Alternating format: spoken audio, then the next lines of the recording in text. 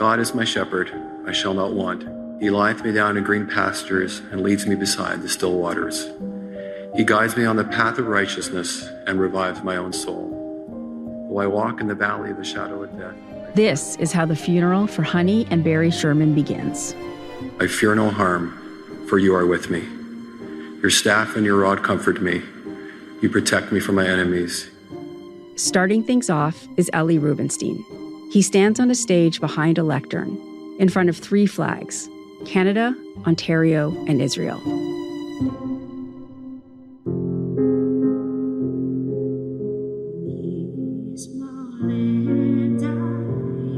And beside him, the cantor, someone who leads the congregation in song.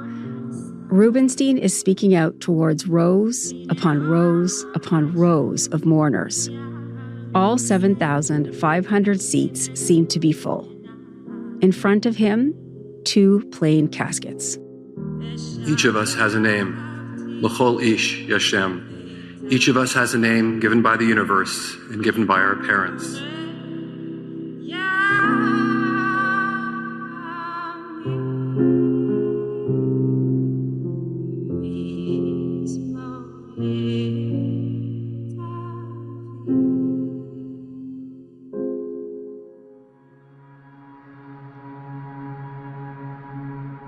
My legal given names are Bernard Charles, but I've always been called Barry. My mother later told me that she preferred the name Barry, but thought that Bernard sounded more distinguished and would serve me better as a legal name in later life. This is from Barry Sherman's memoir, read to us by actor Saul Rubinek. I was born in Toronto on February 25th, 1942, to Herbert Sherman and Sarah Winter Sherman. Barry left behind an unfinished autobiography that he called A Legacy of Thoughts. It's strange to watch his funeral and hear all that's being said about him, and then read the story that he's telling about himself. My parents had both also been born in Toronto, my father in 1906 and my mother in 1910. A lot of it is quite straightforward, just a census of his early life. Their parents had arrived in Canada at the turn of the century as a result of anti-Semitic pogroms in Eastern Europe. My father's parents from Russia and my mother's parents from Poland. But there are some insights and small reveals. And it makes me wonder what he would really think of this display. You anoint my head with oil, and my cup overfloweth. Because this whole scene... Surely goodness and mercy shall follow me all the days of my life. ...doesn't really seem to be his scene. From my earliest years, I have been an atheist. I find it incomprehensible that countless persons, including some of apparent intelligence, believe not only in existence of a supreme being, but in very specific and seemingly preposterous mythologies. And I shall dwell in the house of the Eternal One forever. I have always felt disdain for organized religion and for the foolishness or hypocrisy of clergymen who sell religion as a source of morality or everlasting life. Last episode, we focused on December 15th, 2017, the day the bodies of the billionaire couple were found by their real estate agent, gruesomely hanging from the railing beside their indoor pool. We still can't tell you the exact time or even the day they died, but police believe that they'd been dead for at least 36 hours before they were discovered. In this episode, we're attending their funeral, held 6 days later. That's a long time to wait if you're Jewish.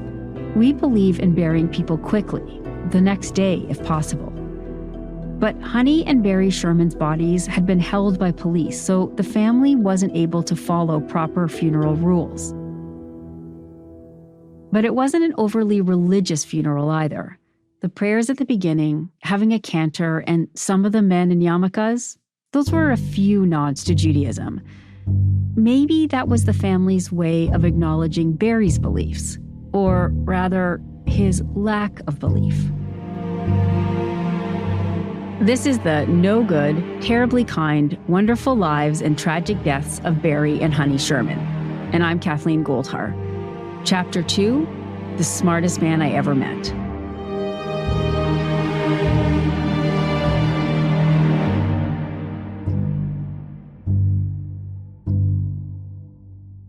How to describe a man as complex as Barry. He was a genius in so many ways, with a fierce intellect that left many people describing him as the smartest person they ever met. Standing alone at the lectern, Jack Kay looked sad and small. For 35 years, I was incredibly privileged to work side by side, day by day, with Barry. In his eulogy, Jack described Barry as his brother, and someone that over the course of more than 3 decades, he'd spent 6 days a week with, 10 to 12 hours a day. Literally, as our offices were next door to each other, joined by a shared washroom and a set of doors between our offices, which were hardly ever closed for the next 35 years. Together, Jack and Barry built the generic drug giant Apotex. Barry as founder and Jack as CEO. Apotex had grown into a company with serious clout, and Barry, he was pretty much Canadian royalty. The Sherman funeral was held at a convention center near Toronto International Airport, big enough to accommodate the thousands of people who wanted to be there. And that included the Mayor of Toronto, the Premier of Ontario, and the Prime Minister of Canada. Every media outlet was there too, and their funeral was streamed live across Canada's public broadcaster. He could project arrogance. For example, he would correct your grammar, no matter who you were and whether he had just met you. But he was also humble, and he was incapable of putting on airs. With Barry, it was no bullshit.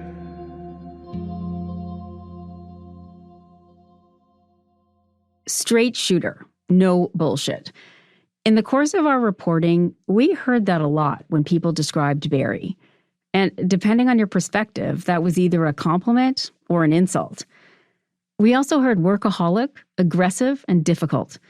Dr. David Satok, Barry's doctor and also a friend, told police that while Barry had a very high IQ, his emotional intelligence was lacking, that his friend was blunt and would not notice if he offended someone. Barry was so fiercely focused on business that his other obligations tended to get simply overlooked or purposefully ignored. Barry was, and still is, the most brilliant guy I ever met. Producer Michelle Shepard and I met Murray Rubin and his wife Rhoda at their Midtown Toronto condo one beautiful May afternoon. Oh, this view is incredible. Wow. Yeah. Located on the 4th floor, their home has a western wall of windows that opens onto a sea of old trees. Should we take our shoes off? No. You sure? No, you Okay. sure? Okay. Well, thank you so much. Oh, the tulips. Look at those. Yeah, Mother's Day. Oh, nice. Sitting on their coffee table, a cheery burst of pink, yellow, and purple tulips. Plants, photos of children and grandchildren, and various sculptures and art decorates their apartment. I can say without exaggeration, I think of Barry, if not once a week, once every 2 weeks. How could this have happened? Murray's friendship with Barry reaches back decades to the mid-1960s, when Barry and his uncle were working together. Barry didn't come from a wealthy family, but he was lucky enough that he had an uncle, Lou Winter, who started... Uncle Lou Empire was a biochemist. I spent the summer of 1960 and 1961 as a driver, picking up urine samples from and delivering pharmaceuticals to pharmacies. I did not know it at the time.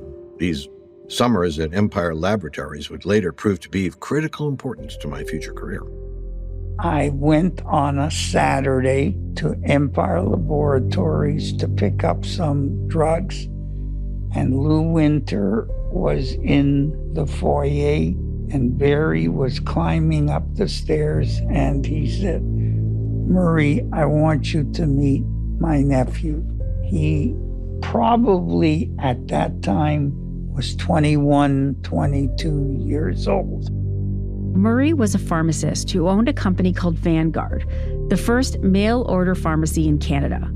That brief introduction was the beginning of their nearly 50-year friendship. We did get together with them occasionally. When their kids were bar and bat mitzvahed, we were invited. We were invited to a wedding of theirs. They were invited to bar mitzvahs of our kids and weddings. If ever he would call, chit-chat. How are the kids? What are they doing? And it will be that kind of a thing. But if you went to, let's say, a fundraiser or something, he was sitting by himself at a table. He wasn't mingling. I think on a personal level, I found him to be warm with me when I spoke to him. But other people may not have seen him in that way. Did you find him to be a funny friend? Oh, yeah. I can say he was the smartest guy I knew. And you could have a joke with him. Could he laugh at himself? Yeah, of course. Yeah. Yes. He laughed at himself. When young Barry wasn't working for his Uncle Lou, he was collecting degrees. This just might be when he started to think of himself as the smartest guy in the room. In September 1960, I began undergraduate studies in engineering physics, now engineering science, at the University of Toronto. I specifically chose engineering physics because it was reputed to be the most difficult of programs related to mathematics and the physical sciences. Among all students in the Faculty of Engineering, I ranked 4th in first year, 3rd in second year, 2nd in third year, and 1st in the 4th and final year. Upon graduation, I was thus awarded the Wilson Medal for standing first in engineering physics and the Gold Medal of the Association of Professional Engineers for standing first in the entire faculty. It seems that the tougher the going got, the better I did.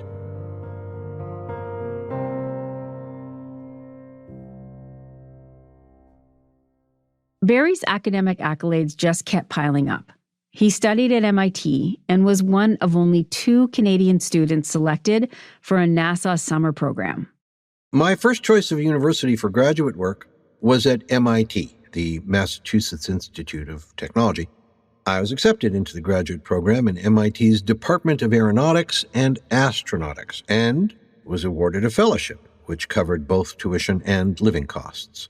I thus set out for Boston and MIT in September 1964. I had expected that graduate work at MIT would be much more challenging than undergraduate studies at U of T, and that competition would be much tougher.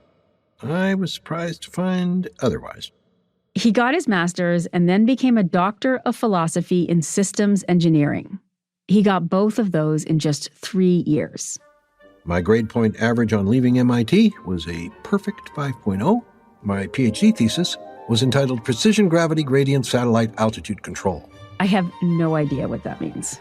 It consisted of about 200 pages of mathematical analysis of the dynamics of a system for controlling the orientation of a satellite in Earth orbit, a system which I had invented and on which I subsequently obtained a U.S. patent. So yeah, the smartest guy in the room. There's a line in the memoir, and the memoir, by the way, is written in a style that is just so humorless. It's just very, very serious. This is Bloomberg reporter Matthew Campbell. Matthew not only covered the killings, but he knew the Shermans' only son, Jonathan, from school. And the memoir is well written in a technical sense, but it's sort of clinical, the language. It's almost like a scientist kind of dissecting the results of an experiment. Matthew's right. It does read a little bit like an extended resume, sprinkled with some Barry philosophy and self-help tips. He was a very, very smart kid who was very determined to do well in school, didn't have a lot of interests outside of academics. It's obvious that Barry was very smart academically, and he had natural business instincts that made him the billionaire he was destined to be. But the foundation for his riches came from a family tragedy. In the first week of November 1965, during my second year at MIT, I received a phone call in the middle of the night. On hearing the phone ring, I expected that it would be a call to tell me that Beverly Winter, my Uncle Lou's wife, had died, as she was then terminally ill with leukemia. I was astounded to be told by my sister, Sandra, not that Beverly had died, but that Lou, who was then 41 years of age, had died. Lou died suddenly of a brain aneurysm. He had been taken to St. Joseph's Hospital, where he died soon after arrival. St. Joseph's was the very hospital in which his wife Beverly lay terminally ill.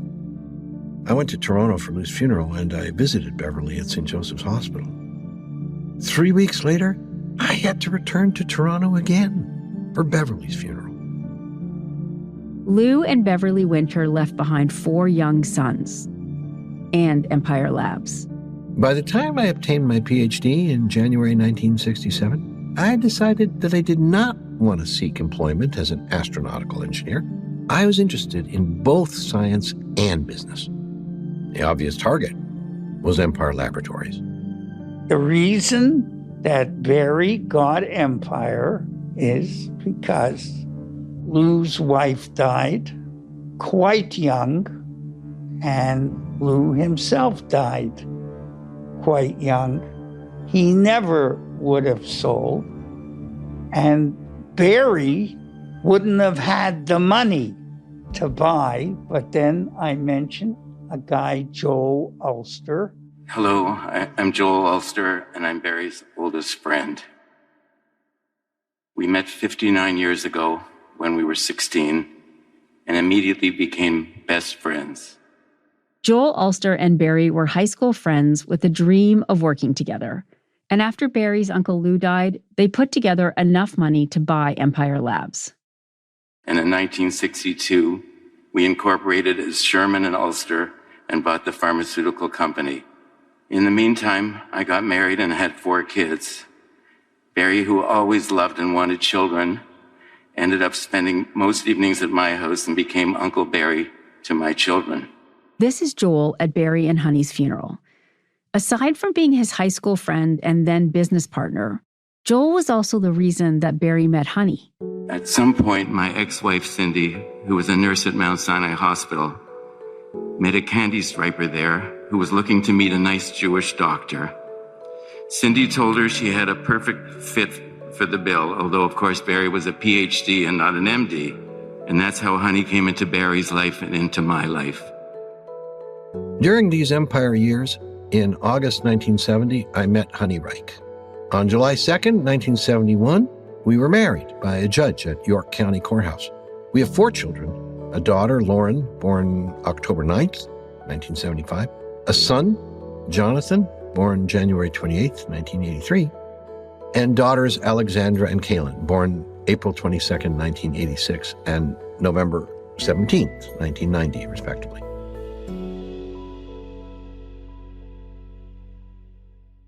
Before we begin, I would like to take a moment to breathe and reflect. This is the Shermans' only son, Jonathan. A moment to look around this room and consider the enormous impact that this is having on everyone gathered here today.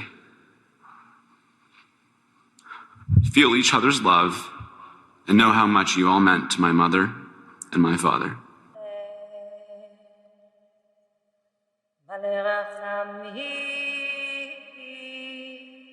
These last few days have been really fucked up for my family. Standing behind Jonathan are his sisters Lauren, Alex, and Kaylin. They look tired, strained. We are all very private people, and so I will not share too many of our cherished family times and experiences at this time. But I will share some things. Lauren, your free spirit and your ability to love life is perhaps your greatest tribute to Mom and Dad. When you provided them with their first grandchild 6 years ago, everything changed. Alex, you are the heart of this family. Your warmth and insistence on always worrying about other people is perhaps your greatest tribute to Mom and Dad.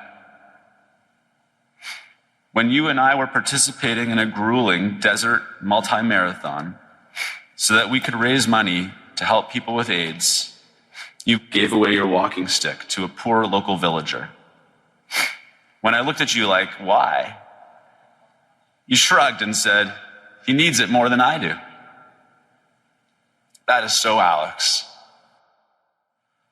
Kaylin, you are the youngest child and the sweetest individual I know. You have had the least amount of time to foster your own relationships with our parents on your own terms as a mature adult. But you have always been very kind and soft, emotional and loving. And that comes from Mom and Dad.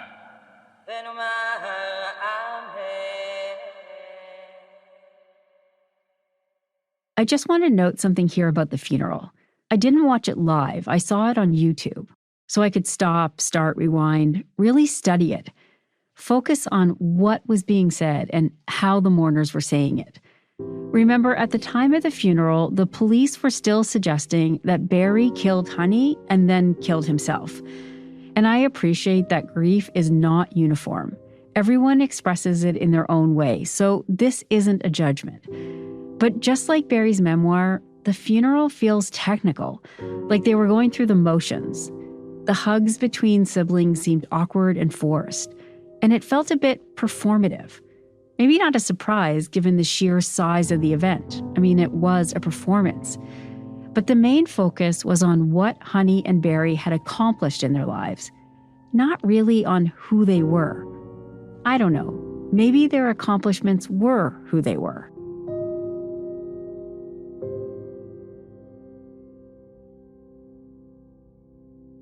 Our mother always had everything taken care of. Our father was an amazing dad. We clearly knew why our dad wasn't always present. He was a pretty busy guy. But I can remember literally every single individual occurrence when my dad did father stuff with me. He would come watch me play hockey or baseball once every season or two. But those few games were my Stanley Cups and my World Series.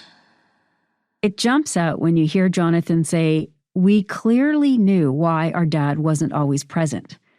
It's something we heard a lot during our interviews. No one ever said that Barry was a bad father, just a bit absent. The fact that I make little mention of my wife and children should not be taken as suggesting that they're not important to my life, as that would be anything but true. However, it seems to me that information about my family is likely to be of less interest to a reader than my observations relating to philosophy, Canadian politics, and the pharmaceutical industry. There was no direct mention in Jonathan's eulogy about the crime.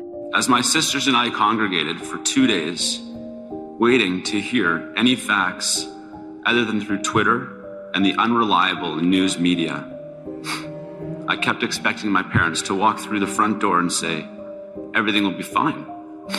We've taken control of the situation."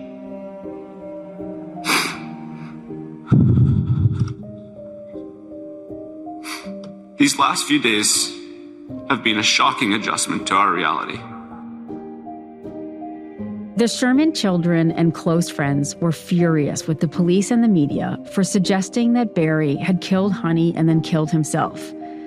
And we were told by those who know them that anger brought them together. During the funeral, Jonathan said that the hardship his Jewish family had faced in their past was giving them the resilience they needed to face what was happening to them now. These last few days have reminded us what it means to be a Jewish family. When someone tries to snuff you out or eliminate important parts of your family, we rally together and emerge stronger than ever. Our family legacy, like so many others, emerged like a phoenix from the ashes of the European Holocaust, shattered and broken, only to rise and rebuild and to thrive. In honor of our parents, we promise to do the same thing now. My sisters and I pledge to rise again and to continue thriving and to continue building our parents' legacy of loving life, caring for others, and knowing, as our parents always reminded us, that with great privilege comes enormous responsibility.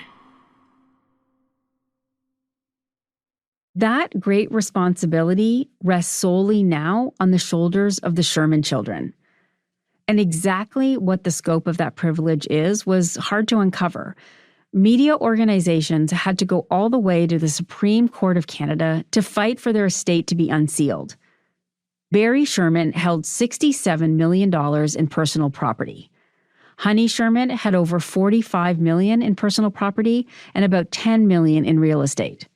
This is all in Canadian dollars. But this still doesn't account for their entire fortune. Forbes magazine estimated that together, they were worth more than $3 billion. Other media outlets have suggested that it was higher, somewhere between $5 and $10 billion. And now most of that money was going to the Sherman children. Money. When a billionaire couple shows up dead, murdered, money is the obvious motive. But the thing is, the Bank of Barrie was always open, especially for his kids. You are also my business partner. Jonathan even made mention of it at the funeral. When I entered your office about 5 or 6 years ago with my good friend Adam, we told you about our plan to start a business together, and you were so incredibly supportive and excited. We had the world's shortest shareholder agreement, which basically said, anything, anytime. It gave me so much motivation to succeed, knowing that my little business meant so much to you. I promised to carry on and to treat my employees and my customers in a manner that will make you proud. And while it's clear that Barry strove to make money, we were also told by many people that Barry, despite his vast wealth, really didn't care about money, that he drove a really old car, didn't put a lot into what he wore, and would fly economy rather than first class. Barry did what he did, not to make money.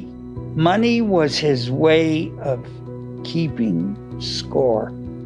That's Barry's friend Murray Rubin again. Barry had a lot of money. Everybody knew he had a lot of money.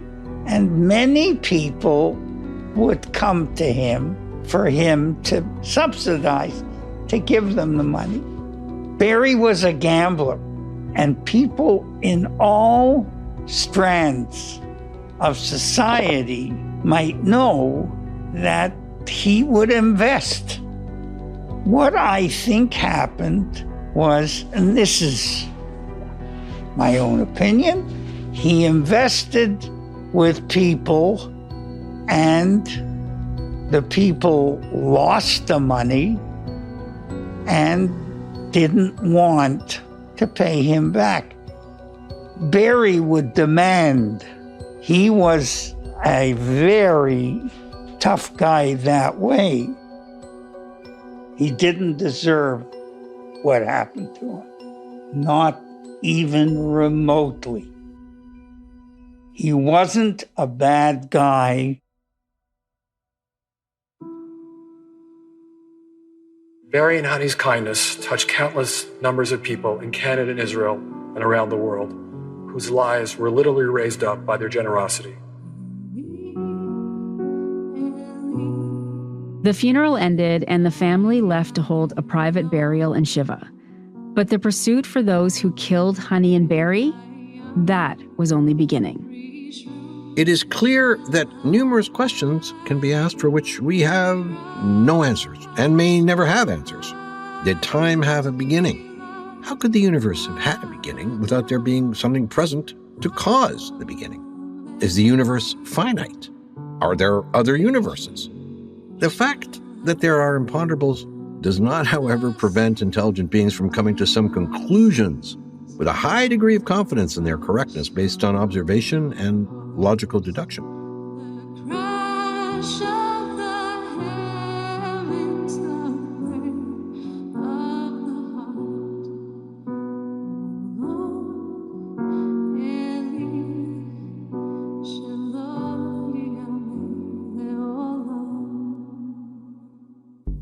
Coming up next time on the no good, terribly kind, wonderful lives and tragic deaths of Barry and Honey Sherman.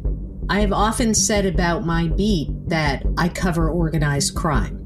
I'm writing about organized crime. it just happens to be organized by pharmaceutical executives, but organized crime nonetheless. Do you ever face threats? Sure. Oh, yeah. Absolutely. This episode was written and produced by me, Kathleen Goldhar, and Michelle Shepard. Lisa Gabriel is our producer. It was executive produced by Charlie Webster, along with Lisa Gabriel and myself. Andrea Varsany is our associate producer. Our technician is Laura Antonelli. Sound design and mixing by Reza Daya. The role of Barry Sherman is played by Saul Rubinek. Stuart Cox is the executive producer for Antica. The prayers recited at Honey and Barry's memorial are the El Malay Rachamin prayers and Psalm 23, sung by cantor Aviva Rajki, as well as Each of Us Has a Name by the Israeli poet Zelda. This is a Lionsgate Sound co-production with CBC Podcasts. Lionsgate Sound engineered by Pilgrim Media Group in collaboration with Antica Productions, exclusively for CBC.